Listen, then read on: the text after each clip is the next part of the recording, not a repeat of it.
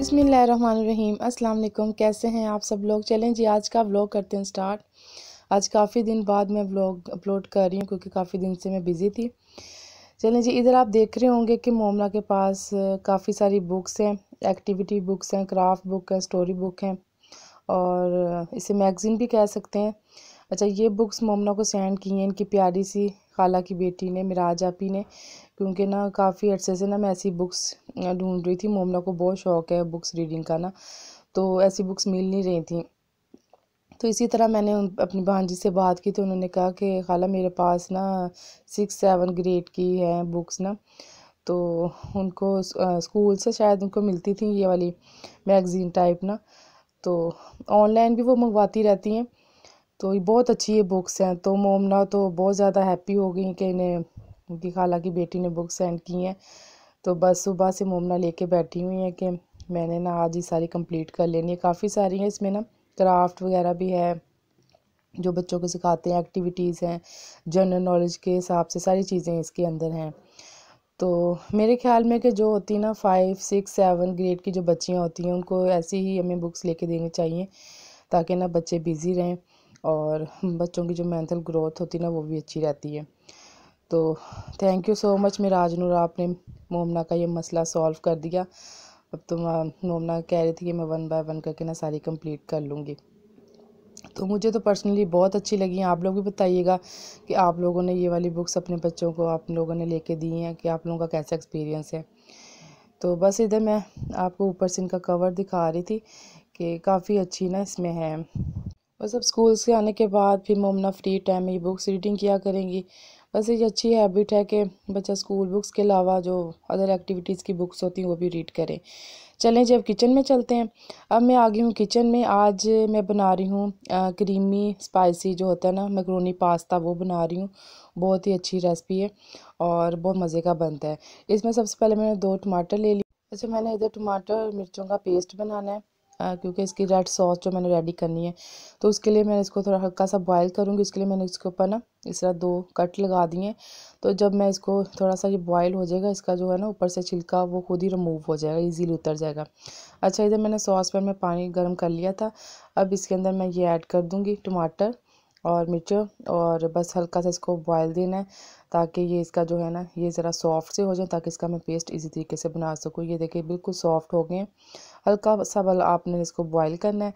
उसके बाद मैंने उसका बना लिया था पेस्ट। अब रेड सॉस हम रेडी करते हैं। इधर मैंने फ्राई पैन में बिल्कुल 2 चम्मच के बराबर मैंने ऑयल ऐड कर दिया है।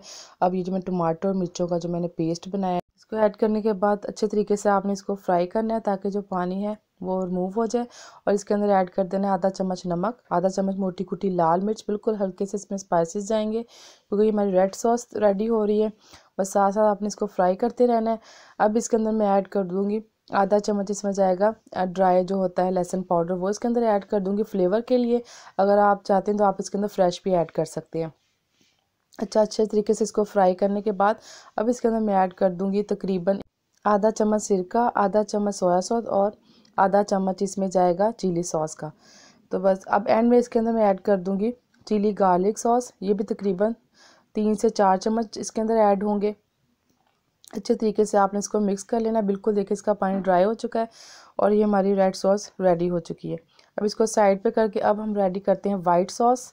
वाइट सॉस के लिए मैंने ले लिया है जो आधा पीस जो होता है मक्खन का, वो मैंने इसके अंदर ऐड कर दिया है। उसके बाद आपने हल्का सा इसको करना है, मेल्ट करना है। फिर इसके अंदर ऐड कर देना है 1 चम्मच अदरक लहसुन का पेस्ट। इसको अच्छे तरीके से इसके साथ फ्राई करना है ताकि अदरक लहसुन का जो कच्चापन है वो ख़त्म हो जाए। अब इसमें मैं ऐड कर दूंगी 2 चम्मच, इसमें जाएंगे मैदा के। अच्छे तरीके से इसको भी आपने इसके साथ मिक्स कर देना ताकि जो मैदे का कच्चापन है वो भी ख़त्म हो जाए।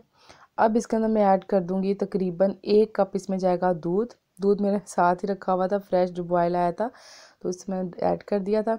अच्छा, अब इसको मिक्स करने के बाद इसके मैंने डाल दिया था आधा चम्मच काली मिर्च का और साथ मैंने चेडर चीज़ इसके अंदर मैंने 1 पीस डाल दिया था। अच्छा, मुझे थोड़ी सी ना ये थिक लग रही थी तो इसके अंदर मैंने आधा कप ना दूध और ऐड कर दिया था। अच्छा, ये जो वाइट सॉस होती है ना थोड़ी सी क्रीमी क्रीमी अच्छी लगती है, ज़्यादा थिक हो तो फिर अच्छी नहीं लगती।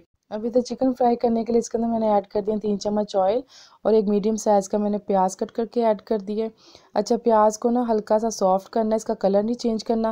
उसके बाद इसके अंदर मैंने ऐड कर दिया था 1 चम्मच अदरक लहसुन का पेस्ट। उसके बाद इसके अंदर ऐड कर देना है चिकन। चिकन को आपने ना क्यूब्स की तरह इसको कट कर लेना है, इसको अच्छे तरीके से इसको आपने फ्राई करना है। और चिकन बोनलेस ना बहुत जल्दी फ्राई हो जाता है। इसके अंदर मैंने ऐड कर दिया आधा चम्मच नमक, आधा चम्मच काली मिर्च और आधा चम्मच इसमें जाएगी मोटी कुटी लाल मिर्च। इसको आपने अच्छे तरीके से इसको फ्राई कर लेना। चिकन बिल्कुल हमारा ना बहुत जल्दी ये कुक हो जाता है। अच्छा, फ्राई करने के बाद इसके अंदर मैं ऐड कर दूंगी शिमला मिर्च। वो अगर आपको ज़्यादा पसंद है तो आप 2 से 3 अदद भी इसके अंदर ऐड कर सकते हैं। मैंने इसमें एक ही ऐड की है क्योंकि बच्चे ज़्यादा शौक से नहीं खाते, तो वो मैंने शिमला मिर्च इसके अंदर ऐड कर दी है। ये हमारी फिलिंग होगी रेडी। और दूसरी साइड मैंने मैक्रोनीस को पानी बॉयल करके उसमें ऐड कर दिया था और इसको आपने 99 पॉइंट इसको आपने कुक करना है, ज़्यादा इसको कुक नहीं करना। अच्छा, ये तकरीबन इसका हमारी ये बॉयल हो चुकी हैं। अब हम इसको मिक्स करते हैं। ये सारी चीज़ें मिक्स करने के लिए मैंने कढ़ाई में चिकन ऐड कर दिया है। अब इसके अंदर मैं ऐड कर दूंगी ये रेड सॉस हमने रेडी की थी, वो इसके अंदर मैंने ऐड कर दी है। जो जो चीज़ें हमने रेडी करके रखी थी वो सारी अब हमने इसको मिक्स करना है अच्छे तरीके से। आपने चिकन के साथ इसको मिक्स करने के बाद अब इसके अंदर मैं ऐड कर दूंगी वाइट सॉस। देखिए वाइट सॉस थोड़ी देर रखी है तो ये थोड़ी थिक हो चुकी है। अच्छा, इधर मैक्रोनीस भी बॉयल हो गई थी, मैक्रोनीस भी इसके अंदर मैं ऐड कर दूंगी। अब इसको आपने बिल्कुल हल्के हाथों के साथ मिक्स करना है। देखिए बिल्कुल क्रीमी सी और बहुत ही मज़े की ये मैक्रोनीस बनती हैं। अब इसको मिक्स करके मैं डिश आउट करके दिखाती हूँ। तो जी माशाल्लाह ये इसकी फ़ाइनल लुक बहुत ही मज़े का क्रीमी और सॉसी पास्ता रेडी है और बहुत ही मज़े का बनता है। आप लोगों ने ज़रूर ट्राई करना है। अच्छा, अगर आप लोगों को रेड सॉस नहीं पसंद तो वाइट सॉस ऐड करके भी ओनली ये पास्ता रेडी कर सकती हैं। तो चलें जी, इसके साथ मुझे दीजिए इजाज़त। अगर आप चैनल पे न्यू हो तो चैनल को लाइक शेयर सब्सक्राइब ज़रूर कीजिएगा ताकि मेरी न्यू वीडियो का नोटिफिकेशन आपको मिल सके। ओके, अल्लाह हाफिज़।